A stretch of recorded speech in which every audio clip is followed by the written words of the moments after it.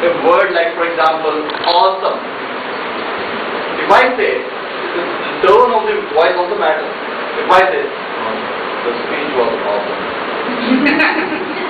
it doesn't convey that awesomeness. If I say, speech was awesome, now the same word can give a different meaning. So when we appreciate, try and put a little juice into that appreciation, a little bit of modulation or tone or expression, which adds to the actual, the word. If you ask me, how are you? I say, I'm fine. It means I'm not fine. I'm using the word fine, but I'm not fine. So when we use superlatives, when we do the appreciation part, we have to also take care that try and make it sound marvelous or awesome or outstanding, so that the person actually feels it so, and not just says that because he's learned it from workshop that he must use awesome word, he's using it, but he genuinely feels that it is awesome, genuinely means it. Okay?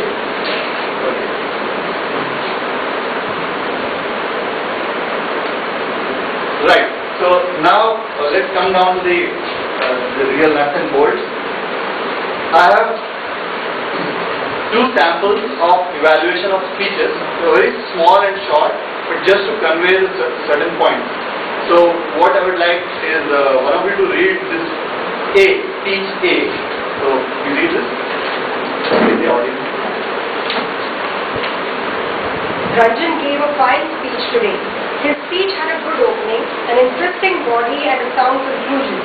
However, the audience found could not relate to the topic, and the audience felt disconnected during your speech.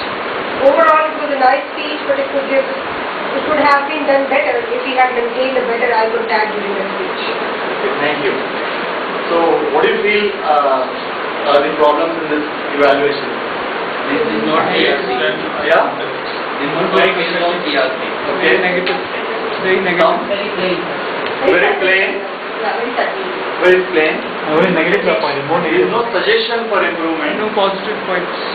There are a few lines of fine speech, but Evaluation is a personal opinion. It's said that yeah. audience. Okay, he's trying to give the point of view of audience, which may not be right. Okay, anybody else? Yeah. Purpose of evaluation is missing. We got evaluate to motivate. Yeah. That whole thing is missing. So that whole thing is missing. Anybody else? Anybody else? Okay. So I'm glad that you all have found out the errors already before even I completed my module. So I'll request you to read this. Now this is B, evaluation B. Like, Ranjan delivered a wonderful speech today. I would like about his speech was that it had a grand opening, a very purposeful body, and a memorable conclusion. During speech, I felt a bit disconnected at times because I could not relate to the topic. I would suggest Ranjan to include some live examples which would enhance the quality of the speech. Overall, I would like to congratulate Ravi for an excellent speech, and I look forward to many more such speeches in future. Thank you. So you feel this kind of evaluation is good? It is including all three items which we have It is including all these three items, reinforces the strength, suggests Improvement and in a very specific form, and also gives an encouragement. So at the end of the day, after Ranjan would have given the speech, suppose he had got his evaluation A, how would he have gone out of the class or that session? As a demotivated or discouraged person. And what about this, the other one? After the session he would have gone out as a motivated, elevated, encouraged, and leader from this, and it will be a leader. Enlightened. Enlightened. He will be enlightened about public speaking. So this is the difference the words can make. It is the same thing. It is the same thing. But the use of words, the choice of words, the way it is structured, the way you put it across can make all the difference between a person walking out of the room as a demotivated person or a person whose energy is high and ready, is bouncing, ready to come and give the speech the next meeting. Okay?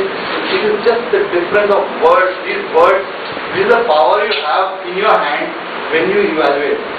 Okay? So this is what I want to bring across, that please structure the evaluation well, cover and thereafter the person will be truly encouraged to speak more, speak better, and he also will have a nice, good, and connect with you as a person too.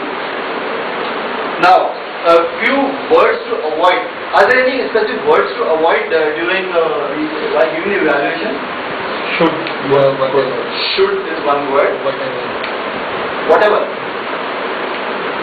Whatever, kind of like, etc. Okay. Anybody else? Okay. I must write down these words because it's very important.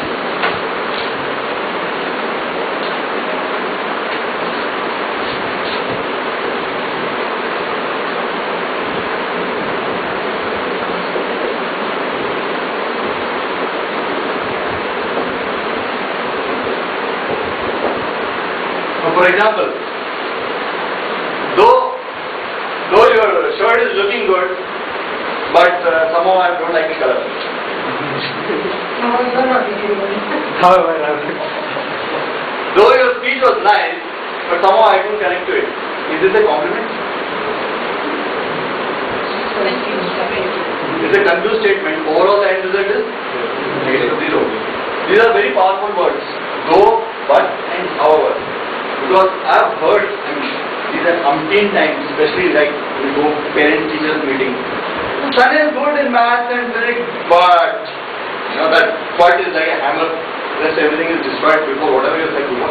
But he is very not in the class, he doesn't listen, he doesn't do his homework, and so on and so forth. What it means is, you are actually giving just a little bit of preamble, sort of an introduction, before you come on to the main stuff, and the main stuff is coming after this part. So anytime you speak, you did so and so good. However, now the moment you however, now that guy is you're going to be scared. And it actually shows these are stress words. When you stress on these issues, these words, it actually shows that the preamble was just to kind of superficial kind of word. What is coming now is the real issue. And that is how it is taken. So whatever you are going to say before these words is going to not affect much, and whatever you say after these words is going to affect negatively. So please try and avoid structure the evaluation in such a way that you don't use these words because these are very damaging words. Yeah. An example because I was on three of them very frequently. Okay, for example, your speech was good and I found your voice was a little low. If I say the same thing, your speech was good but your voice was low. However, your voice was low.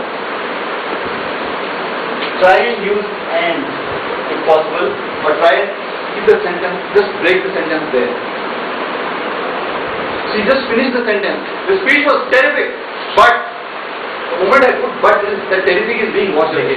Your speech was terrific. And I would suggest that you maintain a little bit of eye contact. It helps the audience to connect. Now this is different. Anybody would like to give some other example if possible? Yeah. I'm not impressed. Yeah? I'm not impressed the way you said this and that. The word I'm not impressed. I'm not impressed. It's a little harsh. Yeah. It's a little harsh. You shouldn't Actually, we favour the negate everything that you said before. Yeah, that's Instead of that's adding the something problem. positive to what you have already said, this will negate whatever you said. And what I'm saying is why I've specifically picked out these words is we all have been through this. We all sometimes say it out unconsciously, but we are also at the receiving end of these buts and however. In fact, we might be using them as a filler sometimes. Yeah. When, What is the habit? we don't It's have a that matter of habit. It's a matter of habit, but these are damaging words. We have to consciously avoid these words. And I think even in Riyaz approach, when we comment, Yeah. and when we start recommending, Yeah. in between generally we will use these words. Yeah, that's what, because it's a matter of habit, we are doing it unconsciously, but to improve, we need to get over these words in the evaluation.